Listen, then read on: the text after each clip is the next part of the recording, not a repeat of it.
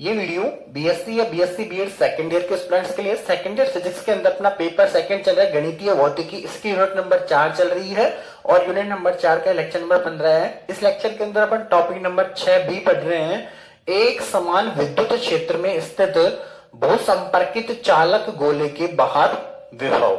ठीक है, तो आपका क्वेश्चन क्या है कि कोई चालक गोला है, उसको भूसंपर्कित कर रखा है, ठीक है, और वो एक समान विद्युत क्षेत्र में स्थित है, तो उसके बाहर किसी बिंदु पर विद्युत विभव का मान ज्ञात करना चाहते हैं। तो गोलीय निर्देशांकों में लाप्लास समीकरण, जो कि पिछला टॉपिक था आपका, ठीक है, तो गोलीय निर्देशांकों में लाप्लास समीकरण के उदाहरण के रूप में एक त्रिज्या के चालक गोले के बाहर किसी बिंदु पी आर थीटा पर विभव साइन आर थीटा का मान ज्ञात करना चाहते हैं। कोई चालक गोला है जिसकी त्रिज्या ए है, इसके बाहर कोई बिंदु पी, जिस पी आर थीटा का मतलब है कि यहाँ इसके केंद्र से इसकी दूरी आर है और ये जेड एक्स से कितना कोण बना रहा है, थीटा कोण बना रहा है, ठीक है, ज्ञात करना चाहते हैं। जब यह जेड एक्स के अनुदिश एक समान तीव्रता वाले विद्युत क्षेत्र ई नॉट में स्थित है, ठीक है, एक समान तीव्रता वाले विद्युत क्षेत्र में स्थित है, और दूसरी बात क्या है, ये क्या है, भूसंपर्कित है, ठीक है, तब अपन किसी बिंदु पी पर विद्युत विभव का मान ज्ञात करेंगे। ठीक है, तो ये आपका क्वेश्चन है एक तरीके से अभी तक तो, ठीक है। अब आपका टास्क क्या है कि साइन का मान ज्ञात करना। किसका मान ज्ञात करना? साइन का मान ज्ञात करना किसी बिंदु पी पर, ठीक है। तो आप एक बार यहां तक लिख लीजिए, इसके बाद जो है वो आगे करेंगे। लिखिए एक बार यहां तक।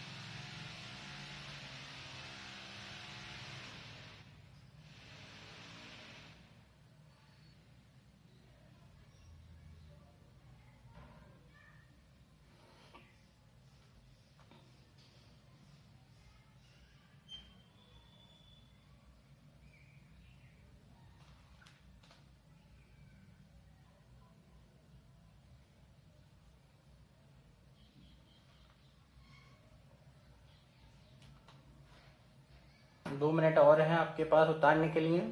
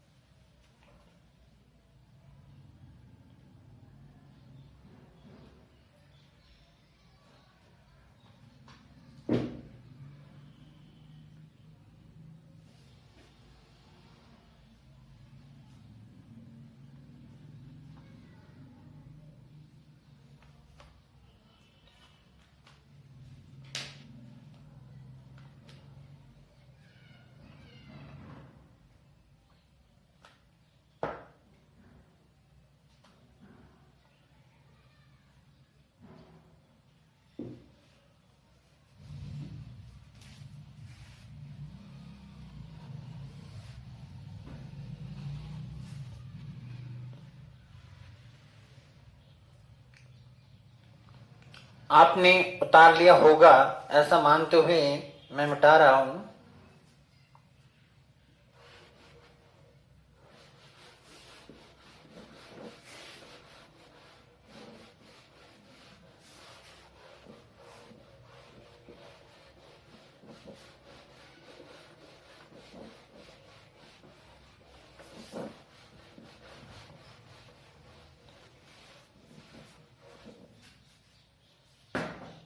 अब देखिए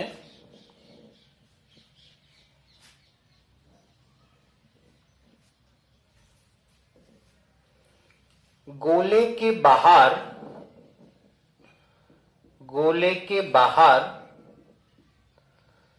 किसी बिंदु P पर विभव का मान ज्ञात करने के लिए किसी बिंदु P पर विभव का मान ज्ञात करने के लिए निम्न लाप्लास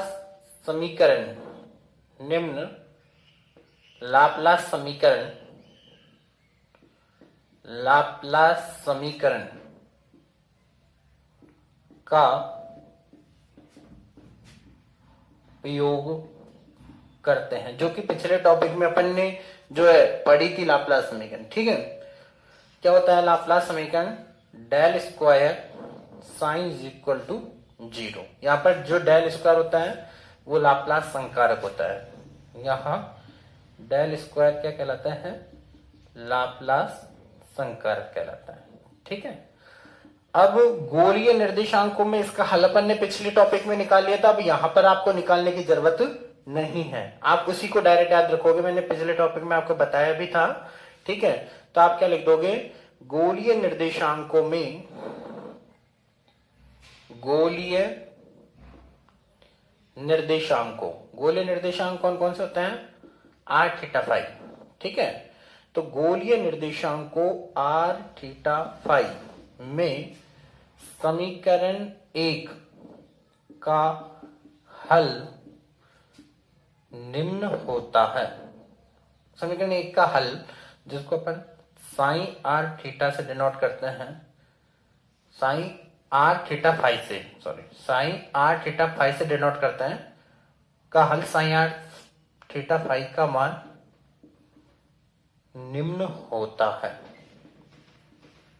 ठीक है, गोलीय निर्देशांकों r थीटा फाई में समीकरण 1 का हल का मतलब साइन के वैल्यू, और साइन किस किस का फंक्शन होगा?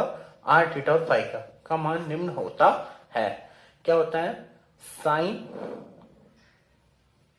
Are theta phi is equal to summation, ये पिछले टॉपिक में अपन ने पढ़ लिया है, ए एम एन आर की power N plus B M N are की power minus N plus one और P N M cos theta और ई की power plus minus iota M five. ये अपन ने पिछले टॉपिक में ये जो हल है अपन ने निकाला था।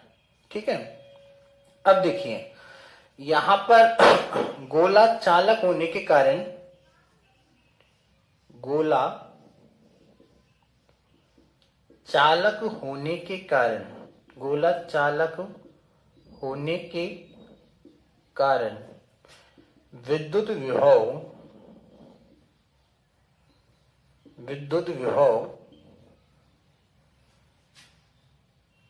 दिगंशी कोण फाई पर निर्भर नहीं करता है। अर्थात दिगंशी सममिति के लिए नहीं करता है, अतः m इज इक्वल टू 0। ये अपन ने बताया कि दिगंशी सममिति के लिए m की वैल्यू क्या होती है, 0।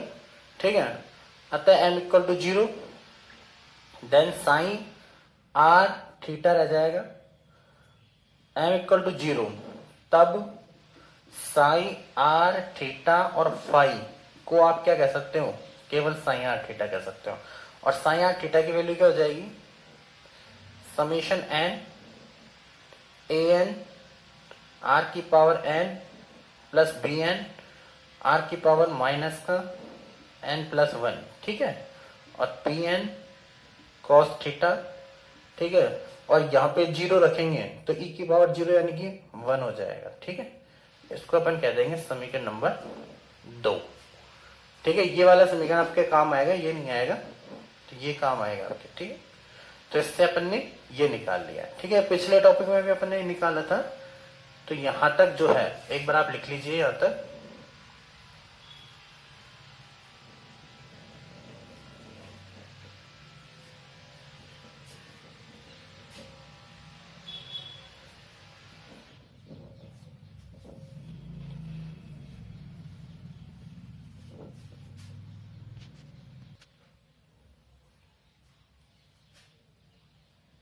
लिख लीजिए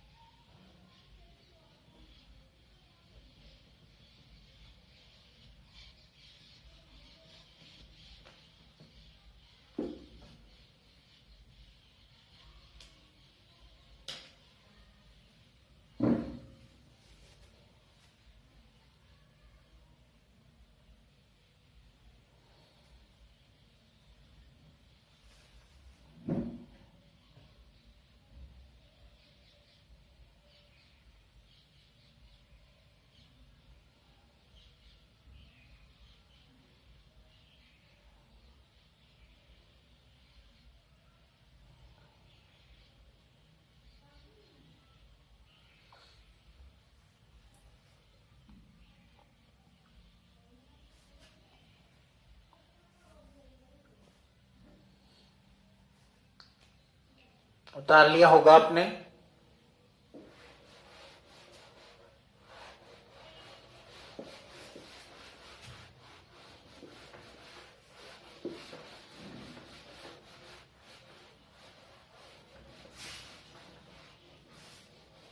ठीक है, अब देखिए समीकरण 2 में an व bn दो नियतांक हैं। समीकरण 2 में an व bn दो नियतांक हैं जिनका मान निम्न परिसीमा प्रतिबंधों से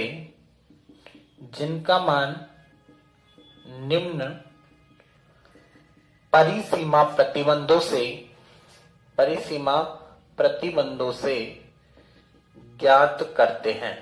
an व bn दो नियतांक है जिनका मान निम्न परिसीमा प्रतिबंधों से ज्ञात करते हैं। पहला परिसीमा प्रतिबंध क्या है? क्योंकि गोला भूसंपर्कित है, गोला जो है वो भूसंपर्कित है, अतः क्योंकि गोला भूसंपर्कित है अतः sign are theta is equal to 0 होगा। Psi are theta equal to 0 होगा जब आर इज इक्वल टू क्या होगा? ए होगा। ठीक है, दूसरा नंबर, गोले के केंद्र से अत्यधिक दूरी पर, गोले के केंद्र से अत्यधिक दूरी पर, गोले के केंद्र से अत्यधिक दूरी पर विद्युत विभव, विद्युत क्षेत्र z अक्ष के अनुदिश होता है। दूरी पर गोले के केंद्र से अत्यधिक दूरी पर विद्युत क्षेत्र z अक्ष के अनुदिश होता है। ठीक है, अतः sign are theta equal to क्या आ जाएगा आपके पास? Minus E naught Z. ये विद्युत विभव और विद्युत क्षेत्र के बीच में संबंध क्या होता है? जैसे विद्युत विभव क्या होता है? के क्यू अपॉन आर, और विद्युत क्षेत्र क्या होता है? के क्यू अपॉन आर स्क्वायर। तो इन दोनों के बीच संबंध बनाने के लिए आप क्या करिए? 1 अपॉन आर, इसको क्या लिख सकते हैं? v, तो हो जाएगा v अपॉन आर। ठीक है, तो v इसको अपन इससे गुणा कर देंगे तो ये आपके पास हो जाएगा E into r equal to v. तो विद्युत विभव इक्वल टू क्या होता है? विद्युत क्षेत्र इंटू दूरी। ठीक है, तो ये विभव को रिप्रेजेंट कर रहे हैं। ठीक है, तो विद्युत क्षेत्र इंटू दूरी, और z इक्वल टू क्या था आपके पास? Are cos theta. अत्यधिक दूरी को अपन किस तरह नोट कर देंगे? टेंस टू इन्फिनिटिव से।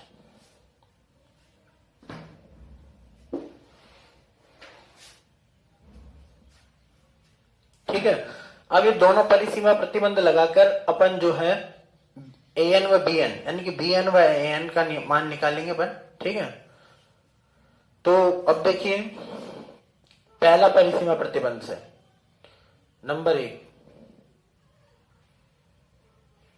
1 क्या है आपके पास? Sign are theta equal to 0। क्योंकि sine are theta equal to 0 जब r इक्वल टू a। तो समीकरण 2 से sign are theta equal to क्या है? समीकरण 2 से आपके पास हो जाएगा समेशन n an r की power n plus bn r की पावर माइनस n प्लस 1। ठीक है, और pn cos थीटा, ये आपके पास साइन आर थीटा की वैल्यू है, इज इक्वल टू 0। लेकिन अभी r की जगह आपने a नहीं रखा है, तो आपको साइड में यहां लिख दीजिए कि जब r इक्वल टू a। अगर आप रख देते तो ये लिखने की जरूरत नहीं थी, अगर आपने नहीं रखा है तो आपको लिखने की जरूरत है। इसको भी आप यहीं पे लिखो, जब r is equal to a, कि psi are theta equal to 0 होगा जब r इक्वल टू a, और साइन आर थीटा की जगह अपन ने ये लिख दिया इक्वल टू 0 जब r इक्वल टू a। अब आप r की वैल्यू रख दीजिए। अब आप r की वैल्यू रख देंगे तो ये हो जाएगा an a की power n plus bn a की पावर माइनस का n प्लस 1। ठीक है, और pn cos theta is equal to 0। अब आपको ये लिखने की जरूरत नहीं है जब r इक्वल टू। ठीक है। अब आपने यहां पर आर की जगह ए लिख दिया है। अब आपके पास 5 मिनट है, उतार लीजिए 5 मिनट में।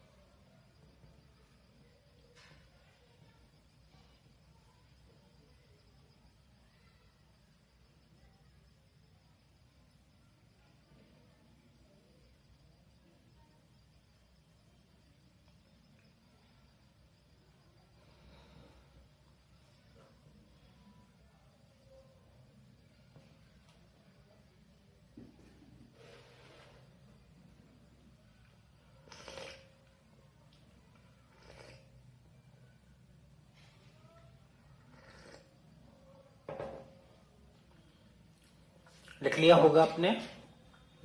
ऐसा मानते हुए आगे चल रहे हैं। ठीक है, अब देखिए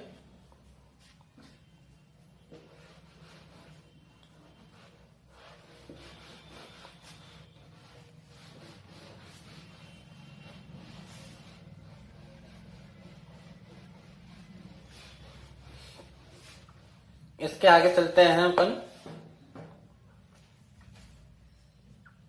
अब इसमें से देखिए ये दो फलनों का गुणनफल है, इक्वल टू 0 आ रहा है। तो पर ये जो लेजेंडरी बहुपद है पी एन कॉस थीटा, इसकी वैल्यू 0 नहीं होती है, does not equal to 0। Since p n cos theta does not equal to 0, अतः 0 किसकी वैल्यू होगी, ए एन ए की power N plus B N A की power minus N plus 1 is equal to 0। इसकी वैल्यू क्या होगी, 0 होगी। ठीक है, अब यहां से आप यहां से क्या फायदा हो जाएगा कि एक नियतांक दूसरे के रूप में आ जाएगा। जैसे बी एन को आप ए एन के फॉर्म में लिख सकते हो। ठीक है, तो आपके पास यहां से बी एन ए की power minus N plus 1 is equal to क्या हो जाएगा, माइनस का ए एन ए की पावर एन। ठीक है, तो b n is equal to क्या हो जाएगा, माइनस ए एन ए की पावर एन अपॉन ए की पावर माइनस एन प्लस 1। ठीक है, तो आपके पास हो जाएगा माइनस ए एन ए की पावर एन, और इसको ऊपर की तरफ लेके जाएंगे तो ए की पावर एन प्लस 1, तो ये जुड़ जाएंगी घातें।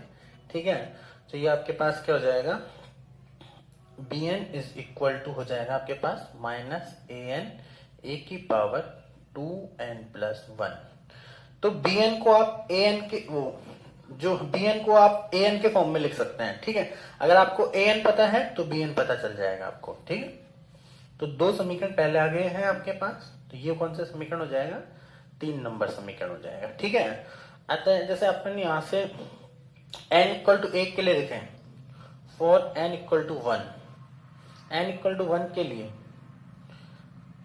b1 इज इक्वल टू क्या हो जाएगा, माइनस a1 ए की पावर 2 एकम 2 और 1 3। ठीक है, n इक्वल टू 2, ये क्या बन जाएगा, b2, ये हो जाएगा माइनस a2 ए की पावर 2 दूनी 4 और 1 5। ठीक है, n इक्वल टू 3 के लिए अपन देखें, n इक्वल टू 3 के लिए तो हो जाएगा b3 is equal to minus a3 और a की पावर 7, 3 दूनी 2 3 6 और 1 7, तो a की पावर 7। ठीक है, तो n की मान रखेंगे तो ये आपके पास b1 b2 b3 आ गए, ये b1 b2 b3 है। ठीक है, तो b1 b2 b3 आपको निकालना तो ये a1 a2 a3 का मान लिखो और आप b1 b2 b3 का मान निकाल सकते हैं। ठीक है, अब आप देखिए, अब आपको क्या करना है, समीकरण 3 में समीकरण 3 से समीकरण 2 में मान रखने पर, समीकरण 3 से समीकरण 2 में मान रखने पर, ठीक है, समीकरण 2 निम्न है, रखने पर समीकरण 2 एंड समीकरण 2 निम्न है। पहले समीकरण 2 को लिख लो फिर मान रख दो। ठीक है, मान रखने पर जो कि निम्न है ऐसे लिख लो,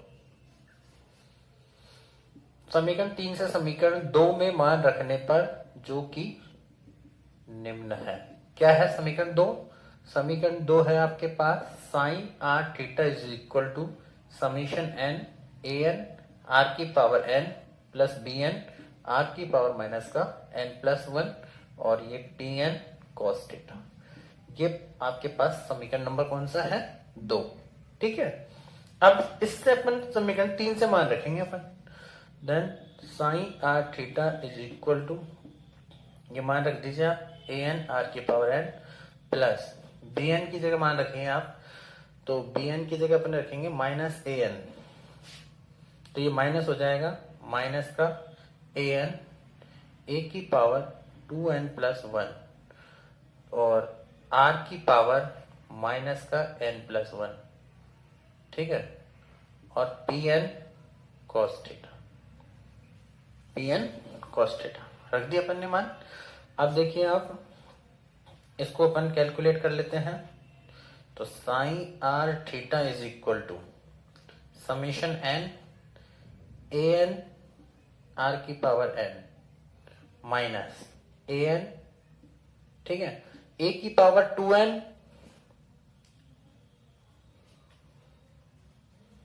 ए की पावर 2n प्लस 1, ए की पावर 2n प्लस 1 और आर की पावर यहां पे क्या आ जाएगा आपके पास, आर की पावर माइनस एन और आर की पावर माइनस 1, ठीक है, और पी एन कॉस थीटा, ठीक है। अब यहां से अगर अपन r की पावर n को कॉमन लेना चाहते हैं तो अपन को क्या करना पड़ेगा, r की पावर जो है n ऊपर नीचे लगाना पड़ेगा, a n r की पावर n कॉमन आ जाएगा, ठीक है। तो आपके पास sine r theta is equal to summation n a n r की power n minus a n, r की पावर n को आप ऊपर नीचे गुणा कर दीजिए, r की पावर n को आप ऊपर नीचे गुणा कर दीजिए और ये बच जाएगा आपके पास यहां पे a की पावर 2n प्लस 1 r की पावर माइनस n r की पावर माइनस 1 और पी एन कॉस थीटा, ठीक है। यहां तक उतारिए एक बार। अब अपन a n r की पावर n कॉमन ले लेंगे, उतारिए यहां तक एक बार।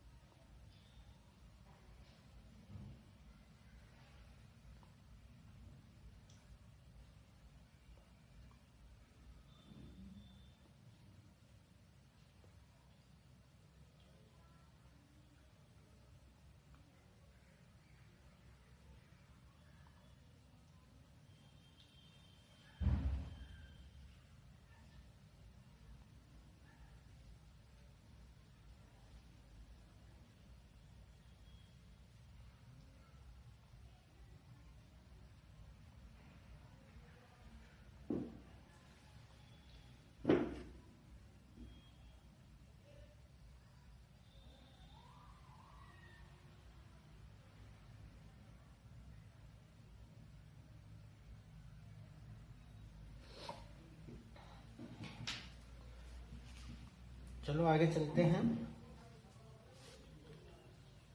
आगे चलते हैं।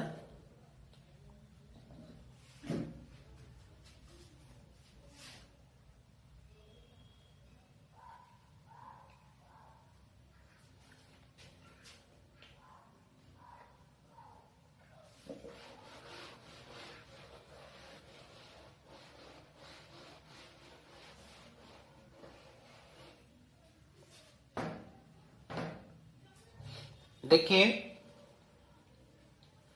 यहां से sign are theta is equal to a n summation a N r n minus a N R की पावर एन, ठीक है, और ए की पावर 2n प्लस 1 अपॉन ये आर की पावर एन तो ये है, और ये नीचे आके भी एन हो जाएगा प्लस का एन, और ये आर जो है ये भी प्लस का हो जाएगा, ठीक है। तो ये आपके पास हो जाएगा आर की पावर एन, ठीक है, इसको पूरे को एक साथ ही कर देते हैं अपन अपॉन में, आर की पावर एन, आर की पावर एन, आर की पावर 1, ठीक है, और आपके पास यहां से बन जाएगा पी एन कॉस थीटा, ये नीचे आ गए, ठीक है। अब देखिए psi are theta is equal to summation n, अब ए एन आर की power n minus a N R की पावर एन, और ए की power 2n plus 1 upon are की पावर 2n प्लस 1, ठीक है, और P n cos theta.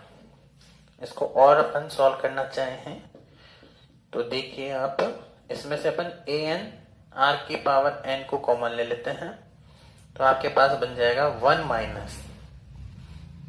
Minus, यहां तो 1 बचा, यहां पे ये कॉमन आ गया, और इन दोनों को अपन एक साथ ले लेते हैं क्योंकि समान ही पावर है, तो a अपॉन आर की पावर 2n प्लस 1, ठीक है, और पी एन कॉस थीटा, ये आ गया आपके पास।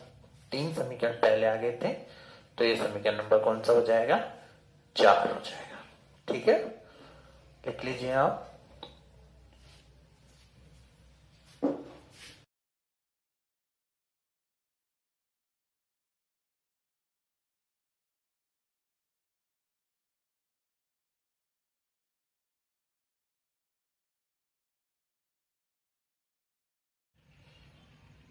उतार लीजिए।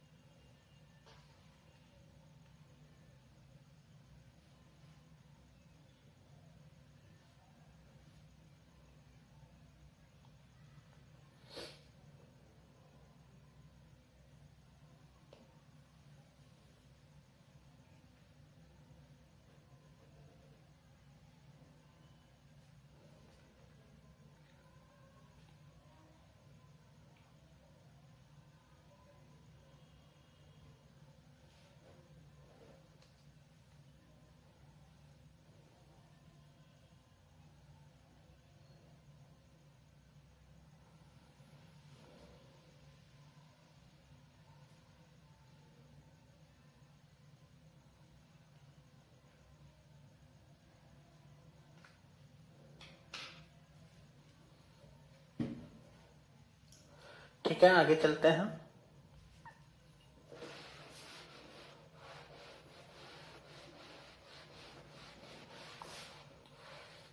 अब दूसरा परिसीमा प्रतिबंध लगाते हैं अपन। दूसरा परिसीमा प्रतिबंध था आपका sine are theta equal to minus E naught are cos theta जब r टेंस टू इंफिनिटी। ठीक है, अब आपके पास sign are theta equal to क्या है? Sine are theta equal to होता है समेशन n, ठीक है, और ए एन आर की पावर n और 1 माइनस ए अपॉन आर की पावर 2n+1 और पी एन कोस थीटा। ठीक है, ये साइन आर थीटा की वैल्यू है। ठीक है, equal to minus E naught are cos theta. लेकिन अभी आपने ये नहीं लगाया है लिमिट, तो limit r tends to infinity. ठीक है, अब देखिए आप इसको रखेंगे तो आप लिखोगे कि आर टेंस टू इंफिनिटी पर ए अपॉन आर की पावर 2n+1। यहाँ पे इंफिनिटी रखोगे तो क्या आ जाएगा? 0। तो ये हो जाएगा 0। अतः आपके पास क्या आ जाएगा? ये हो जाएगा summation n A N R की पावर n, ये 1 माइनस ये कितना हो गया? 0 और P N cos theta is equal to minus E naught r cos theta. ठीक है, अब आगे देखिए, यहाँ पे एक में से 0 गया तो कितना आ जाएगा? एक ही आ जाएगा, ए एन आर की पावर n, और गुणा होके भी यही आ जाएगा, और P n cos theta is equal to minus E naught are cos theta. ठीक है, ये आपके पास समीकरण नंबर हो जाएगा 5। 4 समीकरण पहले आ गए थे, आपके पास ये समीकरण नंबर हो जाएगा 5। अब देखिए, मान लेते हैं कि माना cos theta is equal to x. ठीक है, तो आपके पास ये क्या हो जाएगा? समीकरण number A summation n A N R की power n P N X. ठीक है, और minus E naught are cos theta की जगह क्या हो जाएगा? एक्स हो जाएगा। ठीक है, इसको आप समीकरण नंबर 6 दे दीजिए, इसको आप समीकरण नंबर 7 दे दीजिए। अब लेजेंडरी बहुपद आपने यूनिट नंबर 3 में पढ़ेंगे अपन। जो लेजेंडरी बहुपद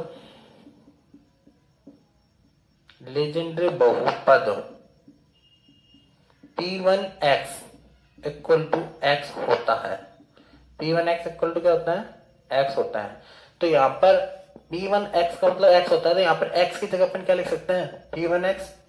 अतः x इक्वल टू P1x होगा। ठीक है, तो समीकरण 7 में ये वाला मान रख देंगे अपन। अतः समीकरण 7 से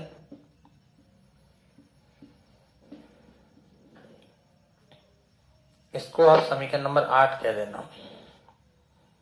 समीकरण 7 से ये हो जाएगा आपके पास summation n A N R की power n P N x equal to minus E naught r और P1x। ये हो जाएगा समीकरण नंबर 9। यहां तक लिख लीजिए, एक बार आप लिख लीजिए।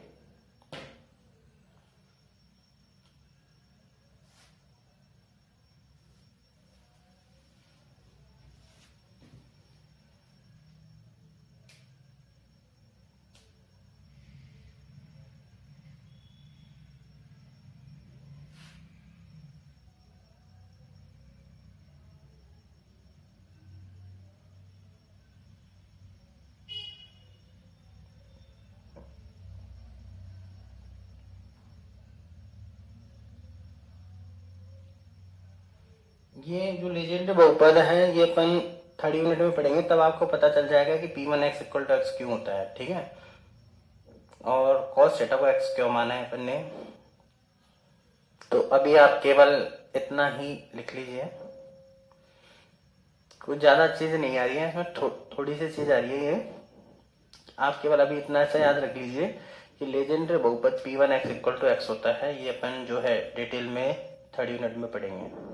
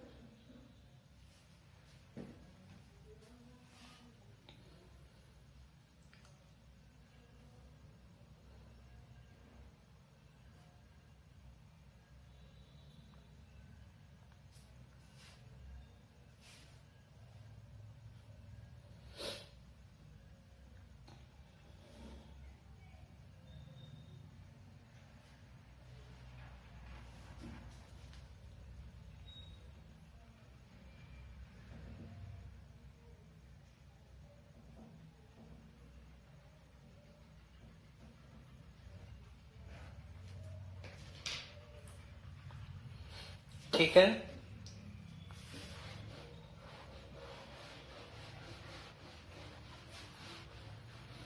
समीकरण नंबर 9 तक अपन ने कर लिया है।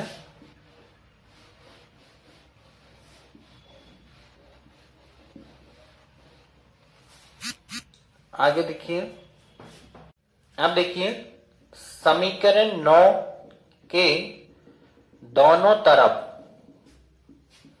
P1x से गुणा करके, समीकरण 9 के दोनों तरफ P1x से गुणा करके x इक्वल टू -1 से +1 के बीच समाकलन करने पर, किसके सापेक्ष? x के सापेक्ष समाकलन करने पर, ठीक है, समाकलन करेंगे।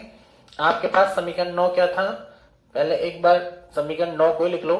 एवं समीकरण 9 निम्न है, समीकरण 9 निम्न है, पहले एक बार लिख लीजिए जिससे आपको जो है सुविधा रहेगी। an समेशन an r की पावर n, और आपके पास है यहाँ पे Pn x इक्वल टू इधर की तरफ है -E0r और P1x, ये आपके पास समीकरण नंबर 9 है, ठीक है। अब इसमें आपको P1x से गुणा करना है और दोनों तरफ -1 से +1 के बीच में समाकलन करना है। तो आप देख लीजिए, गुणा करेंगे यहाँ पे तो ए एन आर की पावर एन, ये जो है पी एन एक्स, गुणा कर दिया मान लो आपने पी वन एक्स से, तो माइनस ई नॉट आर, और ये हो जाएगा P one x into P one x. अब अपन माइनस एक से प्लस एक के बीच समाकलन करेंगे, तो इसको अपन पहले ले लेंगे summation n A N R की पावर एन माइनस एक, क्योंकि एक्स का फंक्शन नहीं है, इसका समाकलन नहीं होगा। वैसे समाकलन का चिन्ह यहां लगता, लेकिन ये एक्स का फंक्शन नहीं है, समाकलन से बाहर आ जाएगा। ठीक, तो ये हो जाएगा P N X P one X और D X is equal to minus E naught R. ठीक है, और यहाँ पे क्या आ जाएगा, माइनस एक से प्लस एक, और पी वन एक्स और पी वन एक्स और डी एक्स। आप एक काम और कर सकते हो, यहाँ पे माइनस एक से प्लस एक और डी एक्स और लगा सकते हो, यहाँ भी माइनस एक से प्लस एक और डी एक्स, जिससे आपको ज्यादा समझ में आ जाएगा। आपने इनको बाहर भी ले लिया और समाकलन भी कर दिया है। ठीक है, तो आपके पास समीकरण नंबर 9 पहले आ गए थे, ये आपके पास हो जाएगा समीकरण नंबर 10। ठीक है, अब ये दोनों जो समाकलन है, इनको आपको जो है लेजेंड्रे बहुपद का लांबिकता गुणधर्म का उपयोग करते हुए इनका मान निकालना है। ठीक है, तो लेजेंड्रे बहुपद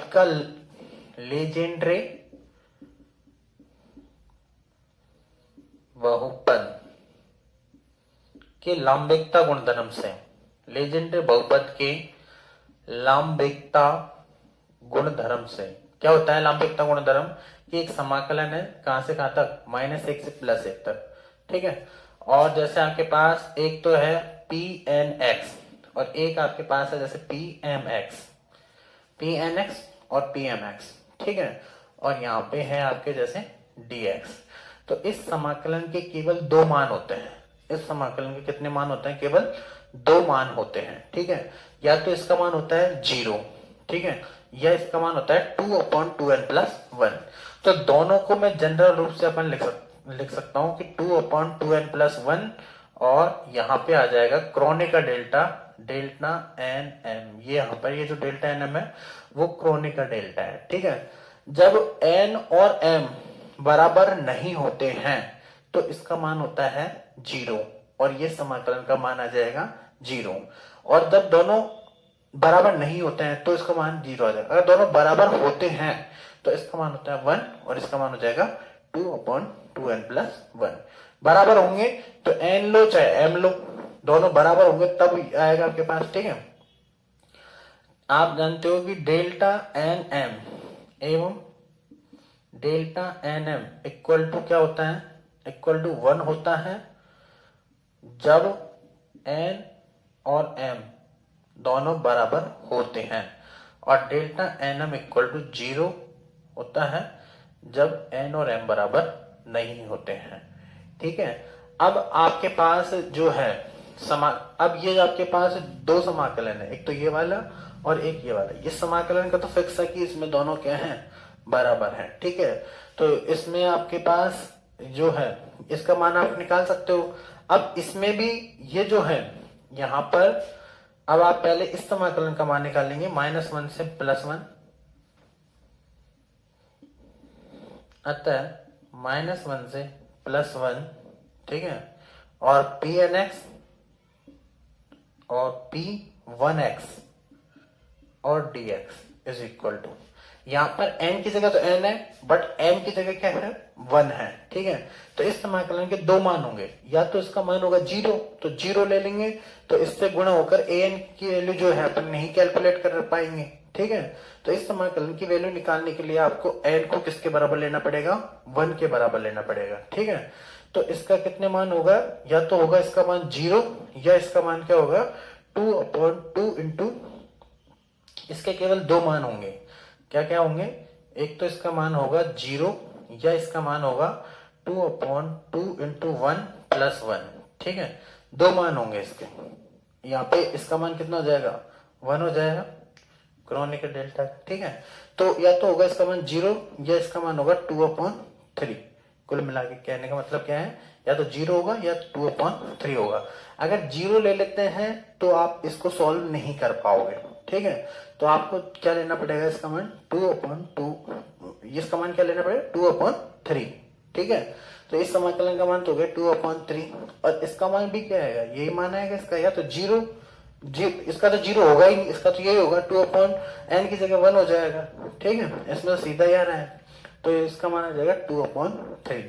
तो आप एक काम करिए, पहले यहां तक उतार लीजिए, तब इससे अच्छे से लिख सकते हैं अपन। तो उतार लीजिए पहले एक बार आप।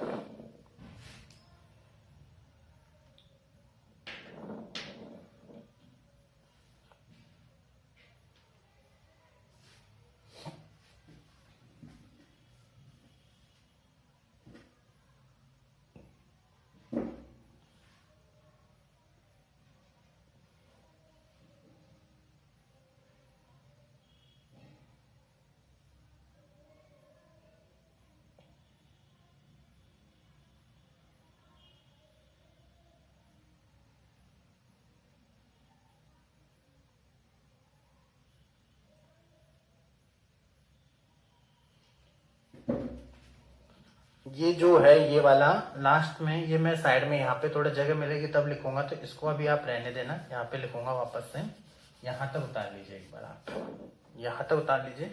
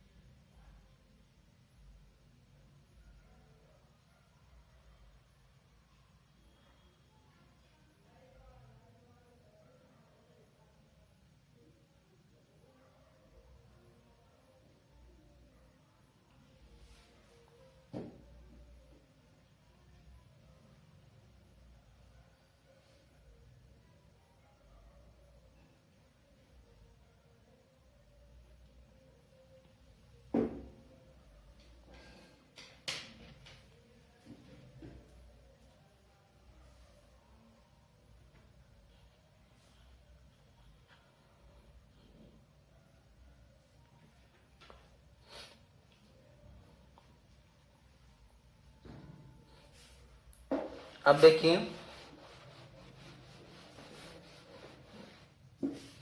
इसमें आपको एक तो ये समाकलन चाहिए, एक वो चाहिए, ठीक है। तो इसमें से -1 से +1, एक tn(x) और t1x और dx, इसके इस फॉर्मूले को अपन लगाएंगे तो 2/2n+1, और डेल्टा एन m होता है, तो यहाँ पर m की जगह क्या है 1 है, n1, ठीक है। और डेल्टा n1 के दो मान होंगे, डेल्टा n1 के कितने मान होंगे, 2, या तो इसका मान 0 होगा या 1 होगा, ठीक है। तो इसका मतलब इसके पूरे के दो मान बनेंगे, या तो क्या बनेगा, या तो बनेगा इसका मान 0, ठीक है, या फिर इसका मान बनेगा 0, या फिर इसका मान बनेगा 2/2 n = 1 लेने पर, ठीक है, 1+1। ये तो तब बनेगा जब ठीक है, अगर मान लीजिए कि आप n की जगह 1 नहीं लो, यदि n का मान 1 नहीं है, n does not equal to 1 है, तो इस समाकलन का मान होगा 0। ठीक है, और यदि आप n की वैल्यू 1 ले लेते हो तो इस समाकलन का मान हो जाएगा 2/3। कितना हो जाएगा? 2/3। n की जगह 1 ले लिया आपने, डेल्टा 1 एक स्टेप और बढ़ा दो तो ये हो जाएगा 2/3 जब n इक्वल टू 1। ठीक है, अब आप जीरो तो नहीं करना चाहोगे, अगर जीरो कर दोगे तो आपको ये हो जाएगा, तो आपको क्या लेना पड़ेगा? n इक्वल टू 1 लेना पड़ेगा। ठीक है, तो ये समीकरण नंबर आपके पास कौन सा हो गया? ये 10 हो गया है, तो ये समीकरण नंबर आपको मान लीजिए 11 हो जाएगा। ठीक है, अब आपका इस समाकलन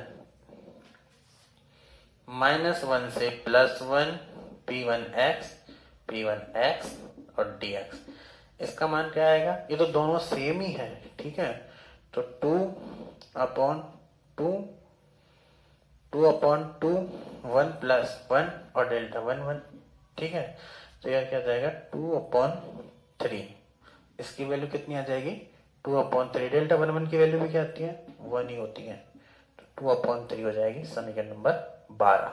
अब आप क्या कह दोगे? समीकरण नंबर 10 में समीकरण 10 में समीकरण 11 व 12 से मान रखने पर, समीकरण 10 में समीकरण 11 व 12 से मान रखने पर जब n इक्वल टू 1 है, ये जरूर याद रखना, जब n इक्वल टू क्या है? 1। ठीक है, तो n इक्वल टू 1 एवं समीकरण 10 निम्न है, एवं समीकरण 10 निम्न है। अब इस समीकरण को आपको दोबारा से लिखना है, ये तो मैंने तो उसको काम में ले लिया, आपको तो वापस से लिखना है। ये समीकरण 10 है। अब देखो, आपने n की वैल्यू 1 ले ली। ठीक है, अब n की वैल्यू आप 2 3 4 नहीं ले सकते। ठीक है, अगर 2 3 4 लोगे तो 0 हो जाएगा। ठीक है, तो n की वैल्यू 1 लेंगे तो समीशन का कोई मतलब ही नहीं है, ये हो जाएगा a1। क्या हो जाएगा? a1 r की पावर 1, n इक्वल टू 1 है ना, और इस समाकलन का मान कितना हो जाएगा? इसका मान हो जाएगा आपके पास 2/3 इक्वल टू -E0r, और इसका मान तो 2/3 होता ही होता है। ठीक है, तो आपके पास यहां से देखिए, इसको अपन थोड़ा सा और सॉल्व करेंगे, तो 2/3 से 2/3 कैंसिल हो जाएगा, r से r कैंसिल हो जाएगा, और a1 इक्वल टू क्या आ जाएगा?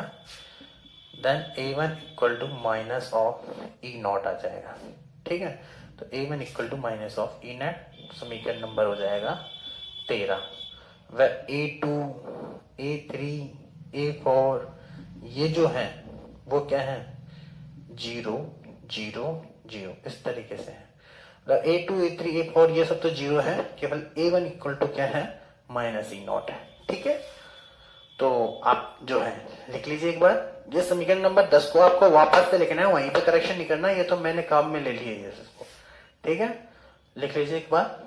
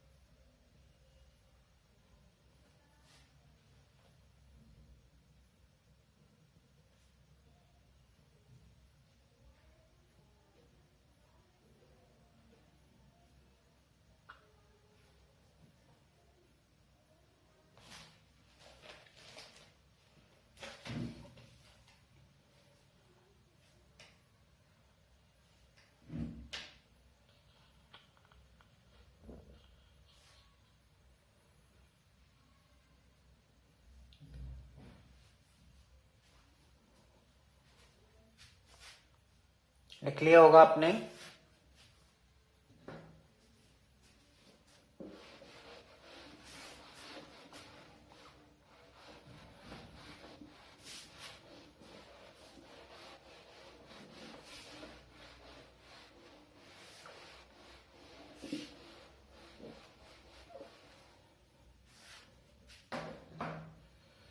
अब आप देखिए समीकरण 3 से, समीकरण 3 से b1 वो sorry bn equal to minus an a की पावर माइनस an a की पावर 2n प्लस 1, a की पावर 2n प्लस 1, ब्रैकेट को रहने दो चाहे से, a की माइनस an a की पावर 2n प्लस 1, समीकरण 3 से। ठीक है, अतः जैसे अपन ने b1 निकाला था तो वहां पे क्या रहा था a1 a की पावर 3, ठीक है, b2 equal to minus a2 a की power 5, b3 equal to minus a3 और a की पावर 7, इस तरीके से आ रहे हैं। ठीक है, और bn तो है ही है। ठीक है, समीकरण 3 से एवं समीकरण 13 से, एवं समीकरण 13 से, समीकरण 13 से आपके पास a1 इक्वल टू तो जो है क्या रहा है माइनस ऑफ ई नॉट, ठीक है, और a2 इक्वल टू क्या रहा है 0, a3 इक्वल टू क्या रहा है 0, a4 इक्वल टू क्या रहा है 0। ठीक है, अतः ये आपको नीचे करना है। ठीक है, अतः b1 इक्वल टू क्या आ जाएगा आपके पास, a1 का मान रखोगे आप तो क्या आ जाएगा minus E naught, b1 equal to आपके पास आ जाएगा माइनस a1 a क्यूब है ना, तो a1 की जगह आप लिख दोगे माइनस ई नॉट, तो minus E naught a cube. b2 equal to क्या होता है माइनस a2 a की पावर 5, a2 की वैल्यू 0 होती है तो b2 equal to 0, b3 equal to minus a3 a की पावर 7 इक्वल टू 0। ठीक है, तो ये देखिए आप, अब आप इससे क्या निष्कर्ष निकाल रहे हैं, इसी तरीके से b4 निकाल लीजिए चाहे से आप, ये b3 है। ठीक है, चलो 3 रहने दो, b3 b4 भी निकालना चाहो तो ये कितना हो जाएगा 4 दूनी 8 9, सही है, v4 इक्वल टू हो जाएगा माइनस a4 a की पावर 4 दूनी 8 और 9। ठीक है, और ये हो जाएगा 0। अब देखिए आप इससे क्या निष्कर्ष निकाल रहे हो कि a1 equal to minus E naught है, ठीक है, और a2 a3 a4 ये सब 0 है। इसी तरीके से b1 इक्वल टू ये है, ठीक है, और b2 b3 b4 ये 0 है। ठीक है, अब n यानी कि n इक्वल टू आप 1 ही ले सकते हो, 2 3 4 सब क्या है 0 है। अतः इससे यह निष्कर्ष निकलता है कि, इससे यह निष्कर्ष निकलता है कि a1 equal to minus E naught, a1 equal to minus E naught, ठीक है, एवं a1 equal to minus E naught और b1 इक्वल टू क्या आ गया आपके पास, b1 equal to minus E naught A cube, और इसके अलावा a1 a2 a3 a4 a5, ठीक है, an इक्वल टू 0। ठीक है, b2 b3 b4 b5, ठीक है, bn इज इक्वल टू 0। मतलब an और bn की, a1 और b1 की वैल्यू आ रही है और बाकी जो है वो क्या हो जा रहे हैं 0 हो जा रहे हैं। ठीक है, तो आप लिख लीजिए एक बार, यहां तक लिख लीजिए।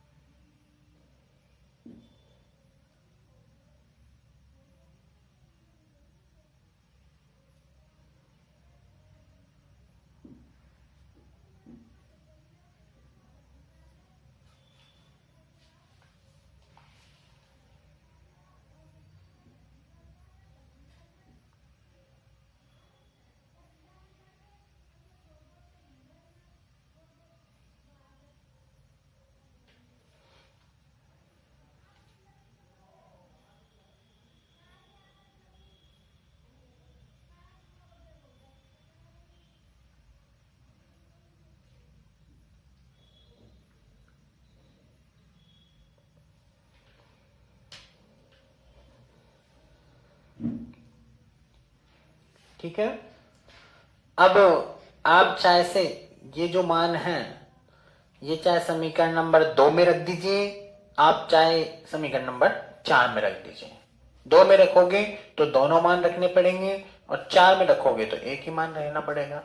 ठीक है, तो आपने 2 से बेटर जो है वो समीकरण नंबर 4 बना लिया था, तो अब आप समीकरण 4 में समीकरण 13 से मान रख देंगे।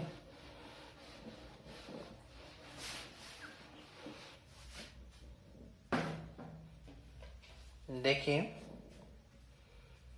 समीकरण 4 में समीकरण 13 से मान रखने पर समीकरण 4 आपका क्या था? समीकरण 4 था sine are theta equal to summation n, ठीक है, और ए एन आर की पावर एन और 1 माइनस ए अपॉन आर की पावर 2n प्लस 1 और पी एन कॉस थीटा। ठीक है, यहां n इक्वल टू 1 है एवं a1 इक्वल टू क्या है? Minus E naught. ठीक है, यहां n इक्वल टू 1 है एवं ई नॉट। अब n इक्वल टू 1 ही है तो समीशन हट जाएगा, then sine are theta equal to क्या हो जाएगा? a1 r, a1 की जगह minus E naught r, minus E naught r और 1 माइनस ए अपॉन आर की पावर एन की कितने आ जाएगी? ए अपॉन आर की पावर क्या है? 2, एन की जगह 1 रखेंगे तो 2 एकम 2 3। ठीक है, और ये हो जाएगा P1 cos थीटा। ये क्या हो जाएगा? P1 cos theta. और P1 cos थीटा की वैल्यू कितनी होती है? cos थीटा होती है लेजेंडर बहुपद से, then sine are theta is equal to minus E naught r 1 minus A upon are की पावर 3 और P1 cos theta equal to क्या होता है? cos theta. इसको अपन कह देंगे समीकरण नंबर 14 है। ठीक है, ये since P1 cos theta is equal to cos theta. ठीक है, लिख लीजिए एक बार, यहां तक लिख लीजिए आप।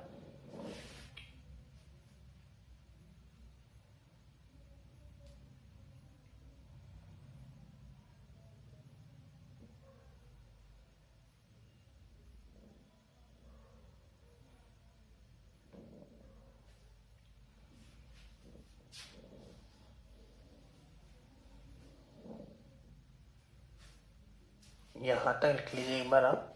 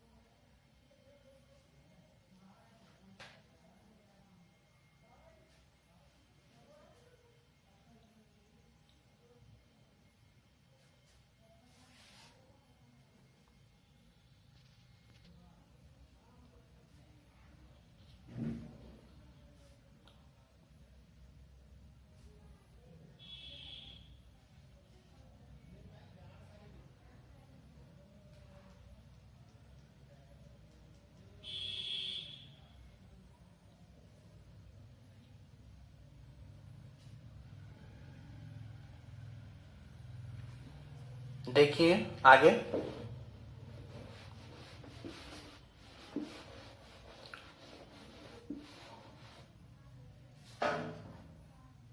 यहां से इसको अपन अलग अलग कर सकते हैं।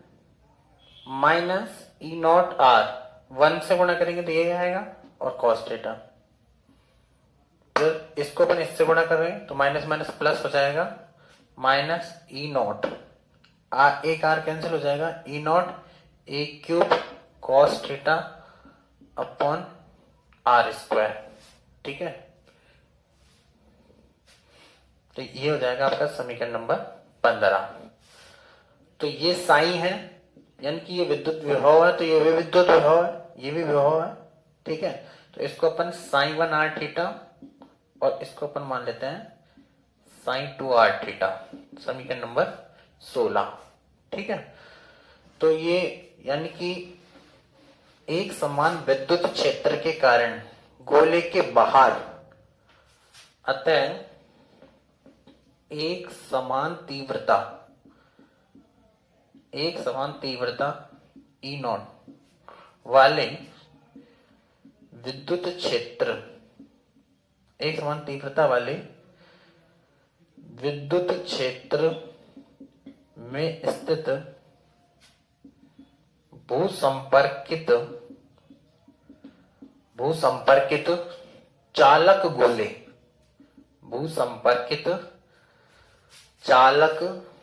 गोले के बाहर किसी बिंदु पर अत्यधिक दूरी पर बाहर किसी बिंदु अत्यधिक दूरी पर बाहर किसी बिंदु पर विभव के दो भाग होते हैं, ठीक है। पहला sine 1 r theta equal to minus E naught are cos theta, ये आरोपित विद्युत क्षेत्र के कारण विभव का मान है। आरोपित विद्युत क्षेत्र के कारण विभव का मान है। आरोपित विद्युत क्षेत्र के कारण विभव का मान है, ठीक है। और दूसरा है आपका sine 2 r theta equal to E naught A Q cos theta upon are square, ठीक है। इसको अपन कैसे लिख सकते हैं, इसमें जो है अपन यहां पे sine 2 r theta equal to 4 pi epsilon naught से ऊपर नीचे गुणा कर रहा हूं मैं, 4 पाई एप्सिलॉन नॉट और ई नॉट ए क्यूब, ठीक है। और आर से भी ऊपर नीचे गुणा कर रहा हूं, cos theta upon are cube. इसको लिख सकते हैं पी आर कॉस थीटा, या फिर 4 पाई एप्सिलॉन नॉट आ जाएगा, ऊपर नीचे गुणा कर रहे हैं, ठीक है। P r cos theta upon are cube. और इसको अपन कैसे लिख सकते हैं, P dot r vector, P vector dot r vector. तो इसको खोलेंगे तो पी आर कॉस थीटा ही आएगा अपॉन आर क्यूब। पी किसको माना है अपन ने यहाँ पे, 4 pi epsilon naught E naught ए क्यूब को, ठीक है। तो एक बार आप यहां तक लिखिए।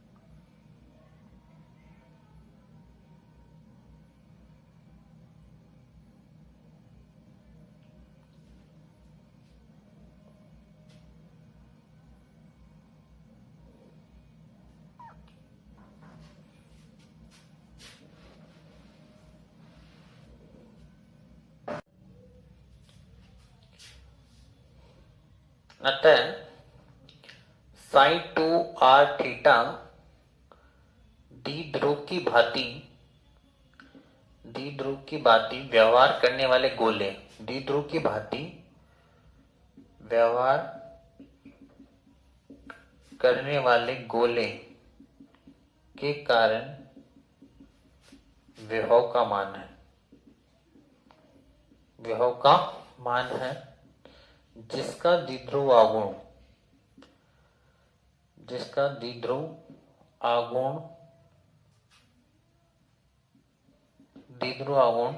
P equal to 4 pi epsilon naught E naught E cube है। बता लीजिए, वापस से लिखना स्टार्ट मत कर देना।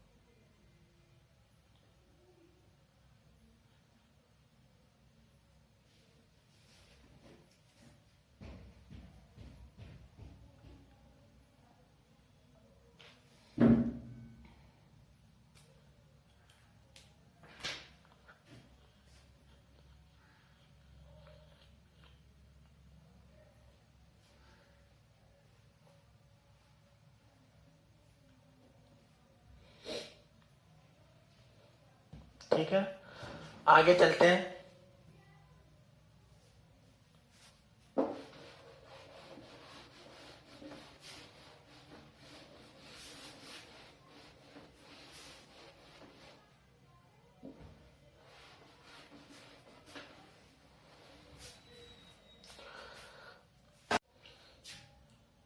यदि गोले के पृष्ठ, यदि गोले के पृष्ठ यानी कि R इक्वल टू ए पर प्रेरित आवेश घनत्व, यदि गोले के पृष्ठ पर प्रेरित आवेश घनत्व सिग्मा है तो विद्युत क्षेत्र, विद्युत क्षेत्र E at R equal to a equal to sigma upon epsilon naught. ठीक है, सिग्मा अपॉन एप्सिलॉन नॉट, ये आ गया आपके पास। अपने पास समीकरण नंबर 16 पहले आगे थे, तो ये हो जाएगा समीकरण नंबर 17। ठीक है ना। एवं विद्युत क्षेत्र ये भी होता है, एवं विद्युत क्षेत्र minus del psi r theta upon del r, ये भी होता है। इसको r इक्वल टू ए पर बनाना है तो दोनों तरफ r इक्वल टू ए बना लीजिए, ये हो जाएगा समीकरण नंबर 18। अब समीकरण 17 एवं 18 से, 17 एवं 18 से आपके पास sigma upon epsilon naught equal to minus del sine are theta upon del are at R is equal to A, समीकरण नंबर 19। अब आप देखिए समीकरण नंबर 15 को देखो। समीकरण 15 से पहले अपन RHS की वैल्यू कैलकुलेट कर लेते हैं एक बार, ठीक है, फिर इसमें अपन रख देंगे। समीकरण 15 से sign are theta equal to होता है आपके पास, sign are theta equal to क्या होता है, minus E naught are cos theta plus E naught A Q cos theta upon are square, ये होता है। ठीक है, अब इसका अपन r के रेस्पेक्ट में अवकलन करेंगे, del sine are theta upon del r equal to, ये आपके पास क्या आ जाएगा, इसके r के सापेक्ष करेंगे तो ये दोनों कांस्टेंट है, ई नॉट कॉस थीटा और r का r के सापेक्ष होता है 1, और ई नॉट ए क्यूब कॉस थीटा, और 1 अपॉन आर स्क्वायर का क्या होगा, माइनस 2 अपॉन आर क्यूब। ठीक है, यहां कर देते हैं आप, इधर देखिए माइनस और लगाने हैं अपन को यहाँ पे, तो minus del sine are theta upon del R is equal to minus minus plus plus हो जाएगा E naught cos theta plus E naught A cube cos theta upon are square, sorry R cube, sorry R cube. ठीक है, और 2 और आएगा यहाँ पे, ये जो है माइनस माइनस प्लस हो जाएगा, 2 E naught A cube cos theta upon are cube. अब आपको आर की जगह क्या लिखना है यहाँ पे, आपको तो क्या चाहिए, इसके साथ साथ at r equal to a और है, ठीक है, sine are theta upon del are at r equal to a, then E naught cos theta plus 2 E naught A cube cos theta upon a cube, a cube से a cube क्या हो जाएगा, cancel हो जाएगा, ये हो जाएगा E naught cos theta plus 2 E naught cos theta. ठीक है, देन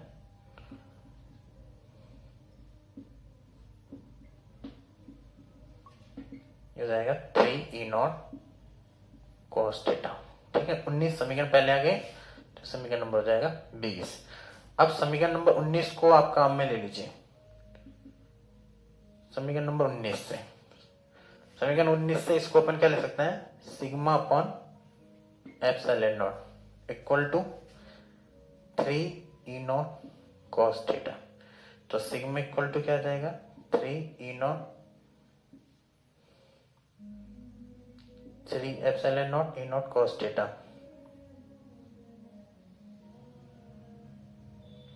ठीक है, समीकरण नंबर 21।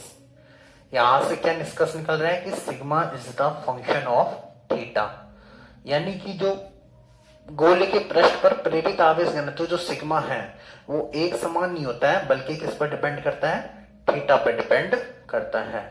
ठीक है, तो आप लास्ट में क्या लिख दोगे, अर्थात गोले के पृष्ठ, अर्थात गोले के पृष्ठ पर प्रेरित आवेश घनत्व, प्रेरित आवेश, गोले के पृष्ठ पर प्रेरित आवेश घनत्व सिग्मा का मान एक समान नहीं होता है।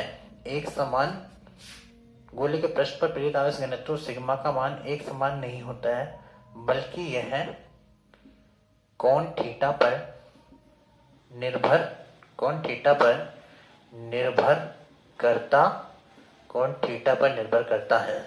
गोले के पृष्ठ पर प्रेरित आवेश घनत्व एक समान नहीं होता है, बल्कि यह कोण थीटा पर निर्भर करता है। तो ये टॉपिक जो है आपका कंप्लीट हो गया है। ठीक है, लिख लीजिए आप।